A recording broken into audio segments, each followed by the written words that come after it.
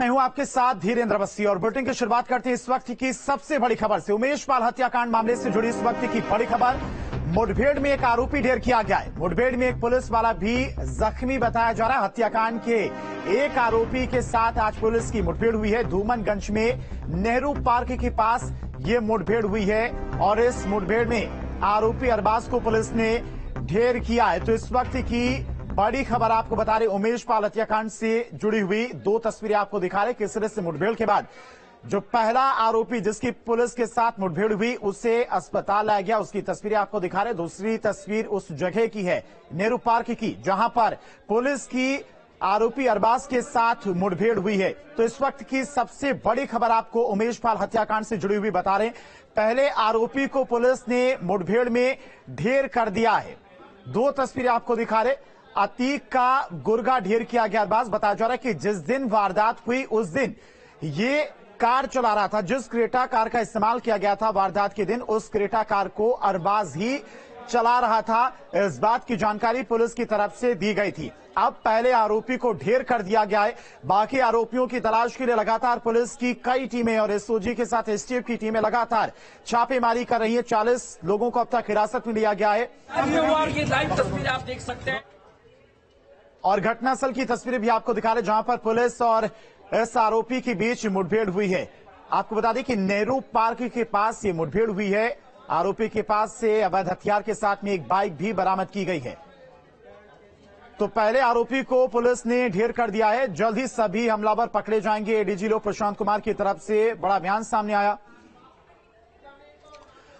और समाजवादी पार्टी के विधायक इकबाल हमारे साथ जुड़ गए। इकबाल जी, बहुत बहुत स्वागत है आपका न्यूज स्टेट पर। जिस तरह से लगातार उमेश पाल हत्याकांड को लेकर पुलिस के ऊपर सवाल उठाए जा रहे थे, आपके नेता के द्वारा भी बड़ी साजिश के आरोप लगाए जा रहे थे, पहले आरोपी को ढेर कर दिया गया है।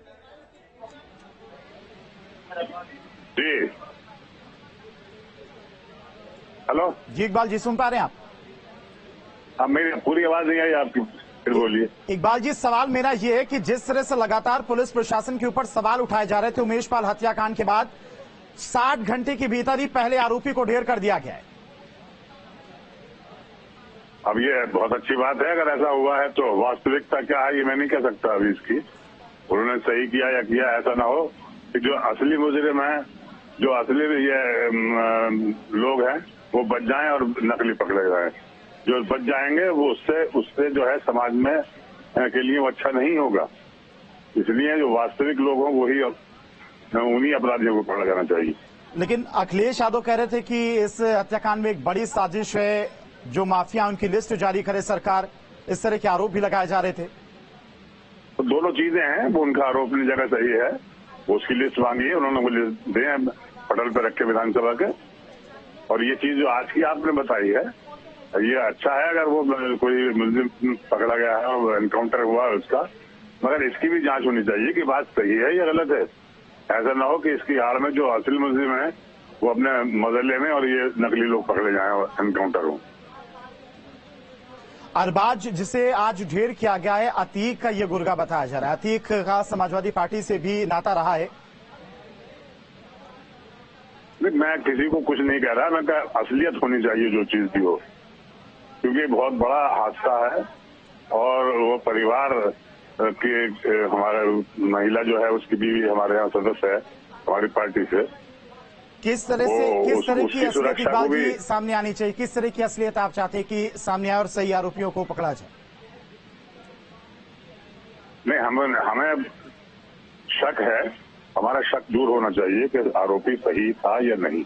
अच्छा, ठीक है इकबाल जी, अपना समय देने के लिए आपका बहुत बहुत शुक्रिया। तो पुलिस की तरफ से आज बड़ा एक्शन देखने को मिला। उमेश पाल हत्याकांड से जुड़े हुए पहले आरोपी को आज पुलिस ने ढेर कर दिया है। प्रयागराज में नेहरू पार्क के पास मुठभेड़ हुई है।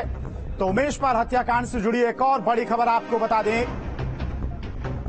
उमेश पाल हत्याकांड से जुड़ी एक और बड़ी खबर सामने आ रही है। मुख्तार के भाई का नाम सामने आया है। मऊ जेल में डीएम और एसपी की छापेमारी। अब्बास हेट स्पीच केस में जेल गया था और मऊ जेल में बंद है मंसूर अंसारी। तो इस वक्त की एक और बड़ी खबर आपको बता रहे हैं। मामले में मुख्तार के भाई का नाम सामने आया और मऊ जेल में डीएम और एसपी की छापेमारी भी देखने को मिली है। अब्बास हेट स्पीच केस में जेल में बंद है और मऊ जेल में बंद है मंसूर अंसारी। और इसी खबर पर तमाम सारी और जानकारी के साथ में लखनऊ से संवाददाता अविनाश सिंह हमारे साथ जुड़ गया। अविनाश, पहली कार्रवाई तो आज देखने को मिल गई। जो आरोपी उस दिन कार चला रहा था, क्रेटा कार को, उसको पुलिस ने ढेर कर दिया। बाकी आरोपियों की भी तलाश की जा रही, लेकिन कनेक्शन बहुत सारे निकलकर सामने आ रहे। मुख्तार से भी कनेक्शन निकलकर सामने कहीं ना कहीं इस पूरे हत्याकांड को लेकर आ रहा है।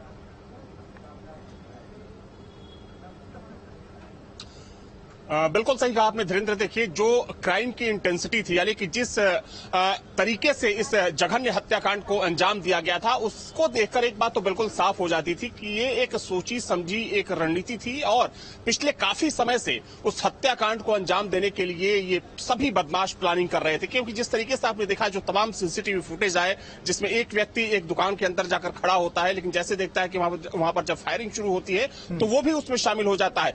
यानी कि उमेश पाल को चारों तरफ से घेरकर इस वारदात को अंजाम देने की पहले से ही प्लानिंग थी। हालांकि देखिए, जो सोर्सेज के हवाले से जो खबर आ रही है उसमें यह बात भी सामने आ चुकी है कि साबरमती जेल में बंद अतीक अहमद और जो उसका भाई अशरफ है, जो बरेली जेल में बंद है, कहीं ना कहीं इन दोनों के जो, हालांकि वो फोन इंटरसेप्ट नहीं हो पाए थे, लेकिन यह बात सामने आई कि व्हाट्सएप कॉल के जरिए ये अपने गुर्गों से बातचीत कर रहे थे। हालांकि उसमें अब मुख्तार अंसारी के करीबी का नाम सामने आ रहा है, तो जाहिर सी बात है कि पुलिस की जांच जैसे जैसे आगे बढ़ेगी ये तमाम नाम सामने आएंगे और इसमें कुछ और चौंकाने वाले खुलासे हो सकते हैं। लेकिन देखिए, सबसे बड़ी बात यह है कि इस जघन्य हत्याकांड ने जिस तरीके से पुलिस प्रशासन और सरकार के ऊपर सवाल खड़ा किया था, उसके बाद जरूर पुलिस को एक कामयाबी आज मिली है। लेकिन पुलिस के सामने अभी भी बड़ी चुनौती है, क्योंकि जिन 7 लोगों को चिन्हित किया गया था इस वारदात को अंजाम देने में, उसमें से अभी जो मुख्य आरोपी हैं वो अभी तक फरार है, जिसमें अतीक अहमद के बेटे का नाम लिया जा रहा है, गुड्डू मुस्लिम, जो कि एक खूंखार अपराधी और चूंकि उसका नेक्सस कहा जाता है कई राज्यों में फैला हुआ है, इसके अलावा अरमान नाम का एक व्यक्ति है। तो ये तमाम वो नाम है जो अभी तक फरार चल रहे हैं। तो पुलिस उन्हें कब तक ढूंढती है और कब तक उन्हें सलाखों के पीछे पहुंचाती है, ये तो बात की बात है। लेकिन देखिए, इस हत्याकांड की वजह से अगर हम बात करें तो सरकार की जो मंशा है और जो सरकार के दावे हैं लॉ एंड ऑर्डर को लेकर, क्राइम फ्री स्टेट को लेकर, उस पर एक बड़ा सवाल खड़ा हुआ था। और सदन के अंदर जिस तरीके से विपक्ष ने सरकार को घेरा था और उसके बाद यही वजह रही थी कि मुख्यमंत्री को यहां तक कहना पड़ा कि माफियाओं को हम मिट्टी में मिला देंगे। तो आज पहली कामयाबी पुलिस को जरूर मिली है, लेकिन जो बाकी के बदमाश हैं इस पूरे हत्याकांड को अंजाम देने वाले, वो अभी तक फरार हैं। हालांकि पुलिस का दावा है, और अब से थोड़ी देर पहले DG law and order Prashant Kumar ने यह भी कहा कि पुलिस की जांच आगे बढ़ रही है और जो तमाम टीमें लगी हुई हैं, जो गठित की गई हैं इस पूरे केस को वर्कआउट करने के लिए, वो लगातार दबिश दे रही है, छापेमारी कर रही है। और उन्होंने पुलिस ने लोगों से अपील भी की कि अगर इन बदमाशों के दबाव में कहीं कोई पहचान छुपाने से डर रहा हो तो वो पुलिस को सूचित करे और बाकायदा पुलिस उसे इनाम भी देगी।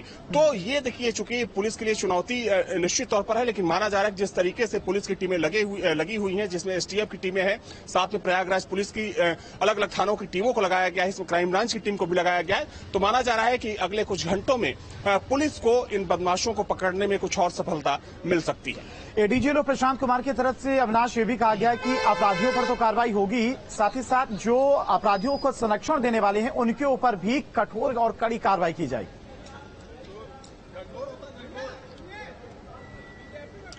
बिल्कुल आपने सही कहा, बिल्कुल सही कहा आपने धीरेन्द्र। क्योंकि देखिए, इसमें कहीं ना कहीं पुलिस को शक है कि इन बदमाशों को कुछ लोगों ने छुपा रखा है। क्योंकि देखिए, इस वारदात को हुए कई घंटे गुजर चुके हैं, लेकिन हालांकि इस पहली सफलता जरूर मिली, लेकिन इस हत्याकांड के जो मुख्य आरोपी हैं अभी तक फरार हैं, उनके बारे में अभी तक पुलिस को सूचना नहीं मिल पाई है। तो शायद यही वजह है कि डीजी लॉ एंड ऑर्डर को यह भी बोलना पड़ा कि अगर जो लोग इनको संरक्षण दे रहे हैं या देने की फिराक में है, सरकार और पुलिस उनके खिलाफ भी कार्रवाई करेगी, तो बेहतर यही होगा कि जो इन लोगों के बारे में जो सूचना दी जाएगी उसके लिए बाकायदा पुलिस उन्हें सम्मानित भी करेगी, उन्हें इनाम भी देगी। क्योंकि देखिए, निश्चित तौर पर कह सकते हैं कि इस हत्याकांड ने पिछले 6 सालों में, हालांकि देखिए इससे पहले कुछ ऐसी घटनाएं जरूर हुई, बिकरू की घटना हुई जिसमें विकास दुबे ने जिस तरीके से पुलिस वालों की हत्या की, उस घटना ने भी कई सवाल खड़े किए। लेकिन उसके बाद जो कार्रवाई हुई थी, उस कार्रवाई को लेकर भी कहीं ना कहीं एक माइलस्टोन स्थापित करने की बात कही गई। तो कुछ वैसा ही करने की कोशिश में है पुलिस, यूपी पुलिस और सरकार, ताकि आने वाले समय में ऐसे बदमाशों को, ऐसे माफियाओं को एक मैसेज दिया जा सके कि अगर आपने ऐसी वारदात को अंजाम दिया तो उसका हश्र काफी बुरा होगा। न सिर्फ आपका खात्मा किया जाएगा बल्कि आपकी पुश्तें, जैसा ठीक है, अविनाश आएंगे आपके पास। और इस दौरान इस मुठभेड़ के बाद एडीजी लो प्रशांत कुमार की तरफ से क्या कुछ कहा गया वो आपको सुनाते हैं।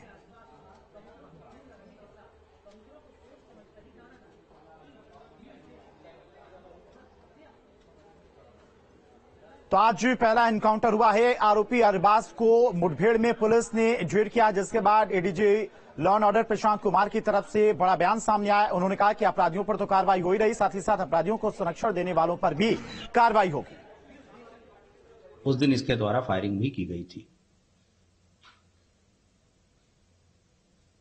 जब उपचार हेतु अस्पताल लाया गया, उस दौरान जो अभी तक की प्राप्त सूचना है उसके हिसाब से इसके मृत होने की समाचार प्राप्त हुए हैं।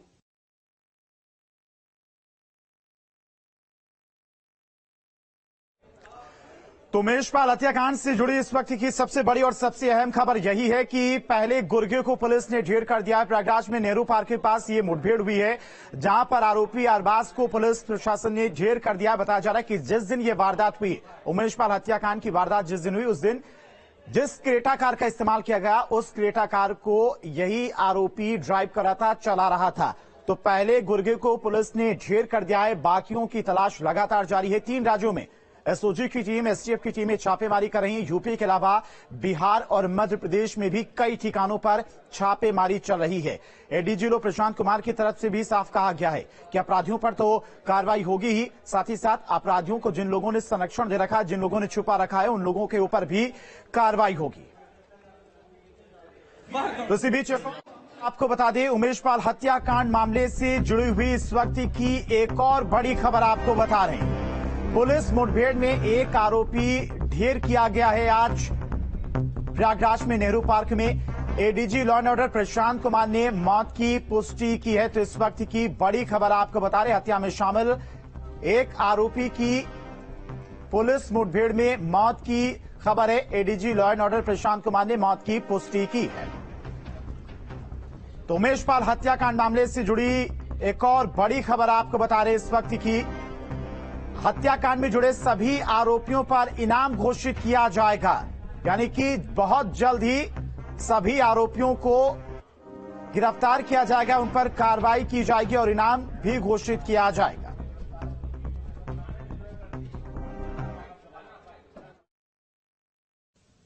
पुलिस महानिदेशक उत्तर प्रदेश के द्वारा स्थानीय अधिकारियों को ये निर्देश दिए गए हैं कि इस अपराध में लिप्त सभी व्यक्तियों को जल्द से जल्द कानून के दायरे में लाया जाए, इन पर इनाम घोषित किया जाए और इनाम की राशि विभिन्न स्तरों पर बढ़ाई जाए। अगर कोई प्राइवेट व्यक्ति इसकी सूचना देता है तो इनाम की राशि उस प्राइवेट व्यक्ति को भी दी जाएगी। तो उमेशपाल हत्याकांड के मामले में ADG law and order Prashant Kumar ने कहा कि सभी आरोपियों पर इनाम घोषित किया जाएगा और जो भी व्यक्ति इन आरोपियों की सूचना और जानकारी पुलिस को देगा उसको इनाम दिया जाएगा, साथ ही साथ उसकी जानकारी भी गुप्त रखी जाएगी। तो उमेशपाल हत्याकांड पर बोले ADG law and order Prashant Kumar, आरोपियों को संरक्षण देने वालों पर भी कार्रवाई होगी। एडीजी ने लोगों से सूचना देने की अपील भी की है। तो एडीजी लॉ एंड ऑर्डर ने लोगों से अपील की है कि इन आरोपियों की जानकारी देने वालों को इनाम भी दिया जाएगा, साथ ही साथ उनकी जानकारी गुप्त रखी जाएगी।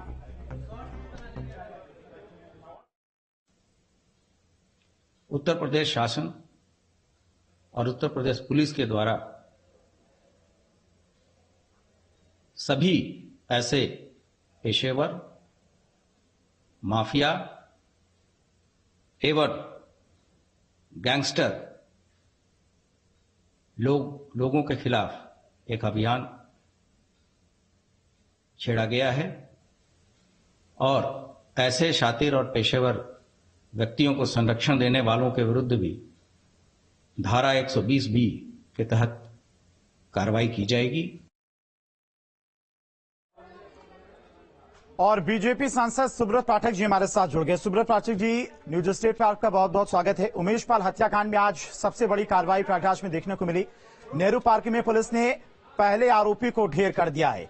अब जो उमेश पाल का परिवार है वो सुरक्षा की मांग कर रहा है, उसकी सुरक्षा को लेकर किस तरह से सरकार आगे कदम बढ़ा रही है? नहीं, देखो, जब सीधा है ना, जब मुख्यमंत्री जी ने सदन में बयान दिया कि कोई भी माफिया हो उसको मिट्टी में मिला दिया जाएगा, स्पष्ट है ये कार्रवाई शुरू हो गई है। उत्तर प्रदेश में अपराध के लिए कोई स्थान नहीं है। जो अपराध